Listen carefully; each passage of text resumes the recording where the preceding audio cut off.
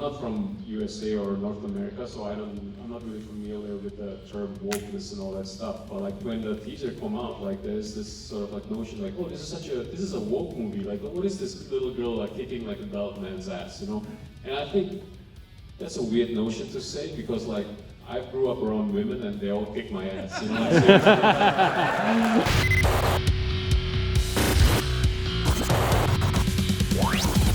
What you're about to see is the live Q&A for one of the greatest action movies we've ever seen, The Shadow Strays. The Shadow Strays played at the Toronto International Film Festival during Midnight Madness. Big ups to Peter Kaplowsky for not only curating Midnight Madness, but also putting on this Q&A with both the director and cast of this film. The Shadow Strays will be released really soon on Netflix on October 17th. But until then, I hope you enjoyed this awesome Q&A and a look behind the scenes of The Shadow Strays. When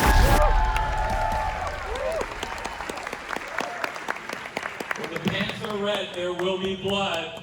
Please welcome Timo Tjahjanto. Aurora Ribero, 13. Hana Malasan. Umbra.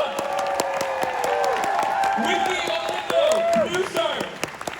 And Aurora, producer as well. You can't make action movies without producers.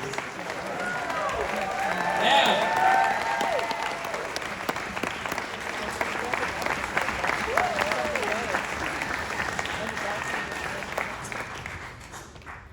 Ninjas are so cool.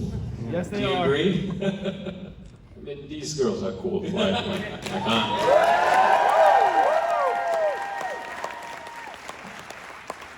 mean, I love that you made a female-driven fight movie. How did you find your stars? Aurora and Hana. Hana, I always knew her before. She's persistent. Like I made some horror films before, and she always go for the audition, even though she never got the role. And you know, every time I see her, she always have that kind of sad smile whenever like I say, "Hey, Hana, like I don't think we're gonna work together this time," and she's like, "It's okay, all right," you know. So you know, I said third time's the charm. So you know, and plus she really nailed it in the audition.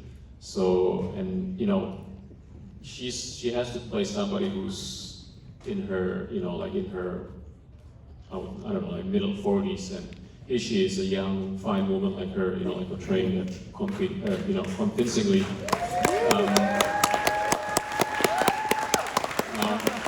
Initially for the role of 13, like I was trying to go for the safer road, which is like casting somebody who's actually older and portray them as younger. But like I think it's very important for the role to have the both element of being a rebel, but also at the same time innocent and naive. And you know, Aurora, when I met her for the first time, she was, you know, you just turned 18, I think, at the time, and she just, the only films to her credit is like this 2 teen romance film and an indie coming of age film. And you know, like when I saw her in that coming of age film, maybe this is too graphic, but like, you know, like she always say like, "Hey, do you see the scene where I'm masturbating?" And I was like, "Look, I don't want to talk about that scene." But like, you know, like, I mean, you know, this is not a graphic thing, by the way. It's a really good film, and you guys should check it. It's called Like and Share. It's an amazing film. But like when I met her, like I straight away see like she is indeed a very sort of like, how do you call it? A very sort of strong presence, but at the same time, when you talk to her, you feel like you're talking almost to, you know, I'm a dad myself. It's like almost I'm talking to a daughter, and then straight away I know, like, okay, I gotta cast her. I absolutely have to cast her. And I said to her, "Are you willing to suffer for cinema?" I mean, that's what I want to know. Like, what was the training like? What was your previous fight experience, Hana, Aurora, before taking this project on? I have no experience at all. Whoa.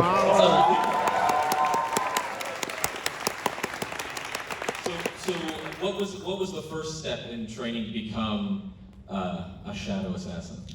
Well, we would start with the basics, like basic moves, and sometimes they would give me like little choreos. And like the coaches, they would like show off in front of me. They'll be like, "You're gonna have to do this and this and this and this," and they're like jump up and down, up and down. I'm like,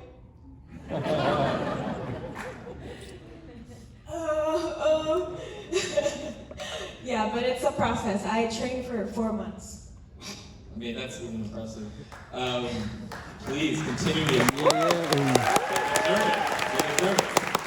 Now, I find in martial art films, the fighting style of a character says a lot about their character. Can we talk a bit about both 13 and Umbra's fighting style, and how Timo, you kind of wanted them to fight? Like, what was sort of the motivation in your discussions with the choreographers? But also, I'd love to hear from the actors in terms of how they felt their character's fighting style represented their characters. Right, so with 13, I always see a character who's, I always feel it's a wrong sort of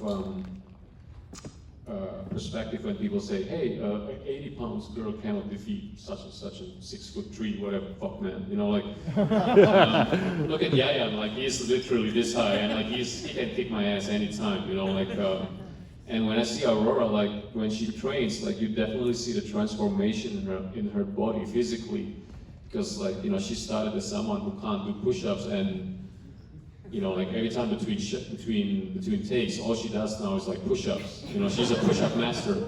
And so straight away, I kind of realized like, well, the role of the master and the student, there's a difference. The master should be elegant and sharp and deadly, and almost slick in a sense. You know, like, and that's what Umbra is all about. Well, the protege, 13, she should be almost like a little tank. You know, like she should be resilient, but at the same time prone to a certain clumsiness. And I think you sort of tell like she is somebody who moves her body in a sense that it's less calculated, but more instinctual and more driven by this sort of single-mindedness, you know. While Umbra is more cold and methodical, so to speak. And I hope that sort of projects in the choreography. I think it does. Aurora and Hana, you fight so many people in separate sequences in the film, but eventually you collide together. What was it like working together in your fight sequence? Yeah, it's Aurora and I easily connected. We bond through a lot of discussions, and I think the training sessions not only to learn the choreography, but also to also bonding time for us, because we sweated together, we cried, we laughed, and I think that strengthened our bond as well. Yeah, the training for 4 months really bonded us together. And also in real life, I feel like we're so connected on and off like, screen. super similar as well, and we can relate to each other. They both believe in zodiac, so you know, that's Yeah. just something. That's true. We both meditate, so you know, think about it. So I'd like to, before throwing it over to the audience, I'd like to talk to the producers. I mean, this action movie has everything. Was there ever a moment of where you were just intimidated by the ambition that Timo set forth? And what was that biggest challenge where you're like, okay, how are we gonna do this? Hell no. I mean, we expected Timo to do something bigger and better and better, and you know, and he just delivers every time. So yeah, so it was all expectation, and thanks to Netflix too for getting this done with us. And the never-ending supply of cocaine helps. But, you know, I'll throw it to the audience in a second. I have to ask you, mentioned Yaya and the incredible appearance at the end of the film, so can we expect the continuing adventures of the Shadow Strays? I guess I have to back to Netflix, you know, so we'll see. You know, like, Yes, please, please. Yes. Keep this in mind when you're posting about the film. Let Netflix know you want to see Nomi fight some more. All right, we're going to throw the audience right over there, and then you. Yes? Here. Yeah. Timo, thank you so much. Thank you. Tonight comes for us one of my all-time favorite movies. Hey, thank you very much. You're a master. I really appreciate you. Thank you. When you're building your action films specifically, also your horror films, are you thinking about the sequences or the narrative first? What The question is about narrative versus the action sequences. Are you thinking of the action sequences first and then finding, like, is there an action sequence in this film that existed before you even knew what the story was, for instance?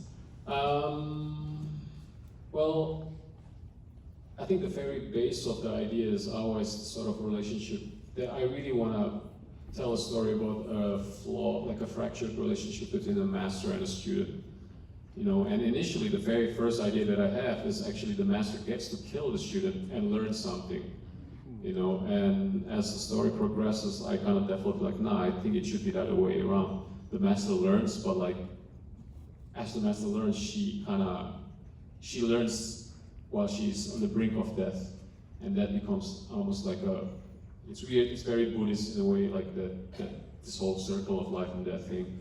But like, no, like, I mean, this is probably one of the film, with Night Comes for Us, it was like that. It's a lot of like, oh shit, I want to see a guy getting killed in a slaughterhouse. Okay, oh shit, I want to see a guy getting his testicles ripped by a crowbar. I'll make a story around there. But like with this one, actually, it's really unusually for me. It's the characters first, and then I kind of create a story around that.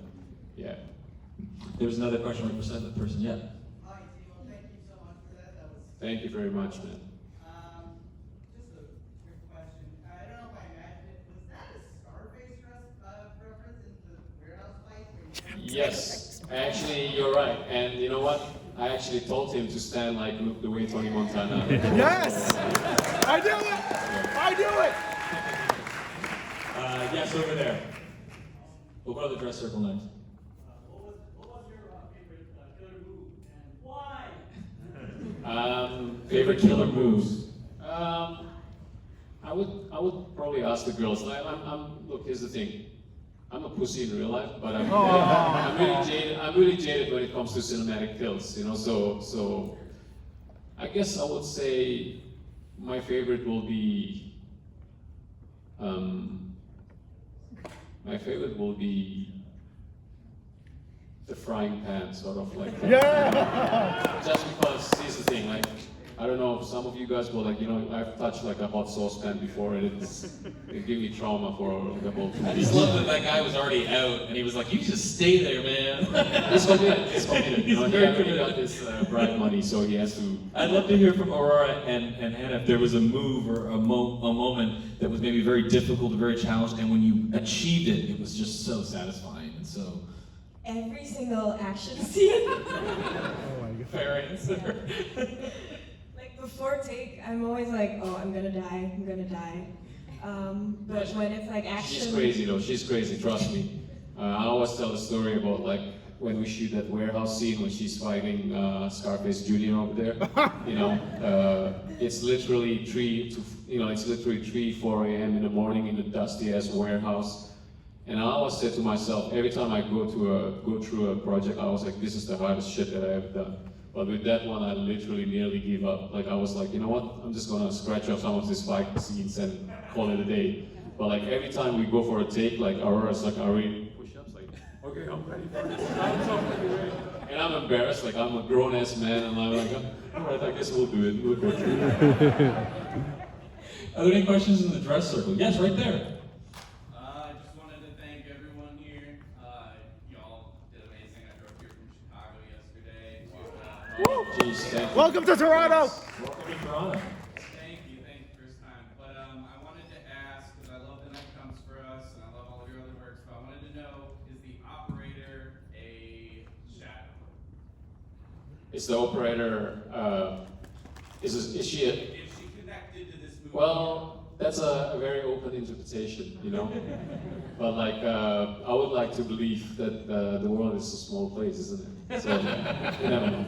Thank you for that. And thank you for driving, man. I appreciate that. Are there any balcony questions? Yeah, right here. Go for it. Okay. First of all, thank you. It was a great movie.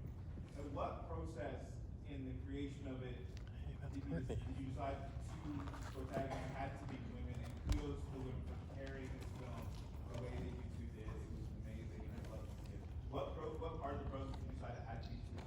Yeah, you mentioned that your initial idea was just student and master, but the idea Right. to I mean, here's the thing. Like, I'm definitely.